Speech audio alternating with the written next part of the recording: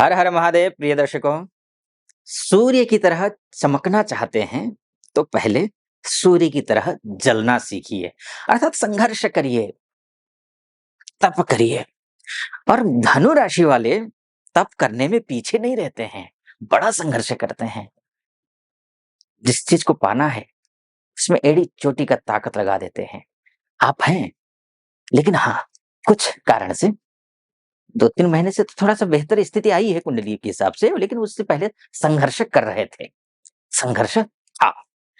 लेकिन अगस्त का महीना कैसे रहने वाला है, इसी विषय पर चर्चा करने जा रहा हूं मैं इस वीडियो में। और नक्षत्र आधारित ज्योतिष गणना से ये वीडियो बना रहा हूं। और नक्षत्र के हिसाब से अगर हम देखते हैं तो सबसे पहले आपके सोर्स ऑफ इनकम को देख लेते हैं कि ये कैसा रहने वाला है। पैसा आ रहा है, नहीं आ रहा है, पैसे के क्या हाल है, ये आप जान लेते हैं। पैसे के लिए अगर मैं बोलूं तो आपके जो शुक्र है वो सोर्स ऑफ इनकम के ग्रह हैं। लाभ, लाभ लाभ वो शारीरिक लाभ भी हो सकता है, यानी कि अगर अस्वस्थ हैं तो स्वस्थ हो सकते हैं। शुक्र देखेगा अस्वस्थ रहेंगे या स्वस्थ होंगे। लाभ की बात, वैसे बीमारी का ग्रह, बीमारी देखने वाला ग्रह धनु राशि वालों के लिए शुक्र नहीं है।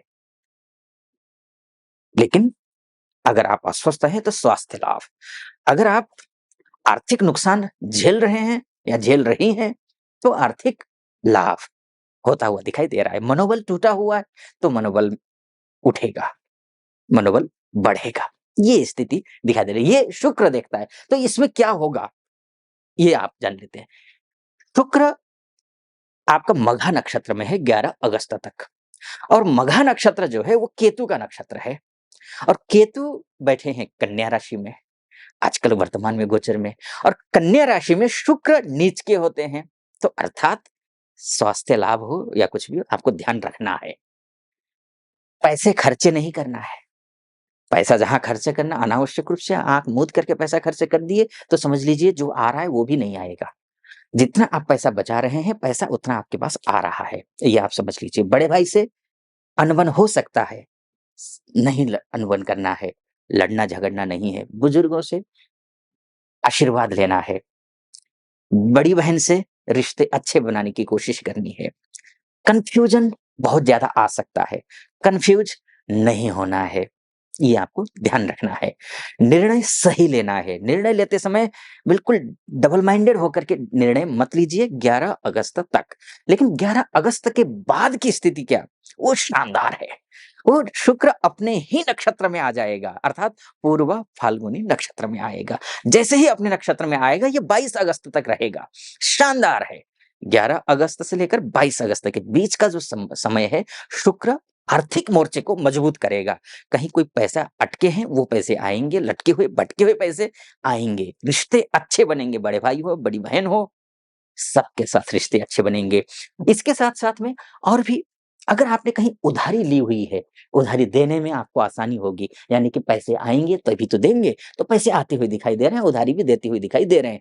या फिर आप ऋण लेने की कोशिश कर रहे हैं, ऋण नहीं मिल पा रहा हो तो ऋण भी आप लेते हुए दिखाई दे रहे हैं, ऋण मिल जाएगा आपको। भरसक 11 अगस्त तक अवॉइड कीजिएगा खर्चा करने में, ऋण लेने में। लेकिन 11 अगस्त के बाद आप कर सकते हैं। लेकिन 11 अगस्त के बाद क्या, अब माफ कीजिए 22 अगस्त के बाद, 22 अगस्त के बाद उत्तरा फाल्गुनी नक्षत्र में शुक्र गोचर करेंगे। तो उत्तरा फाल्गुनी नक्षत्र सूर्य का नक्षत्र है। और सूर्य जो है आपकी कुंडली के हिसाब से ये भाग्येश है। भाग्य के नक्षत्र में जाएंगे शुक्र, तो स्वाभाविक रूप से शुभ ही करेंगे। वैसे शुक्र और सूर्य के बीच में रिश्ते अच्छे नहीं होते हैं, तो बहुत अच्छा होता नहीं है।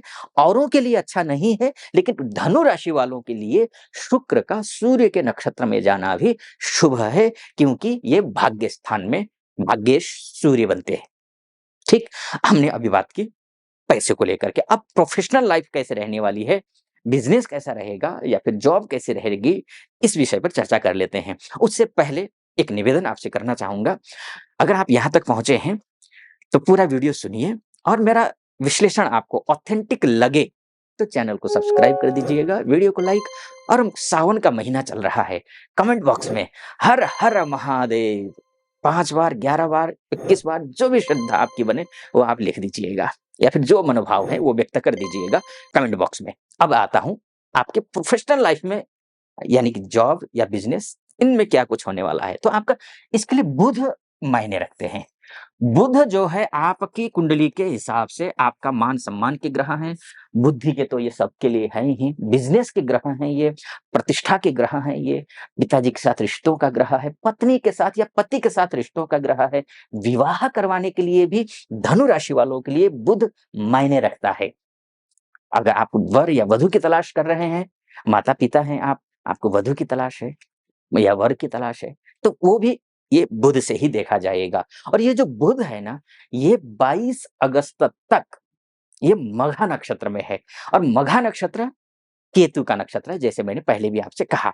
और लेकिन अब शुक्र जब केतु के नक्षत्र में था तो बहुत अच्छा नहीं था, लेकिन बुध का केतु के नक्षत्र में होना फिलहाल शुभ है, अच्छा है। कैसे? क्योंकि केतु ऑलरेडी कन्या राशि में है। अब कन्या राशि के जो केतु हैं, वो कन्या राशि किसकी है? वो बुध की राशि है। तो बुध के ही राशि में केतु विराजमान है, तो क्या होगा?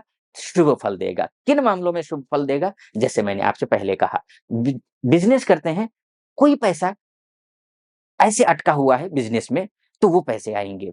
या फिर कोई डील करना चाह रहे हैं, वो डील हो जाएगी। खासकर उनके लिए जो रिटेलर हैं, ट्रेडर हैं, या छोटी-सी दुकान हो या फिर शोरूम हो, उनके लिए। मैन्युफैक्चरर के लिए भी अच्छा है, लेकिन सबके लिए मैं एक निवेदन करना चाहूँगा, कोई भी काम करना हो, उससे पहले भगवान गणेश जी का नाम ज़रूर लीजिएगा मन ही मन, तब जाकर के काम शुरू कीजिए। ये निवेदन ज़रूर करूँगा। गणपति अथर्व शीर्ष का पाठ सुनिए या करिए।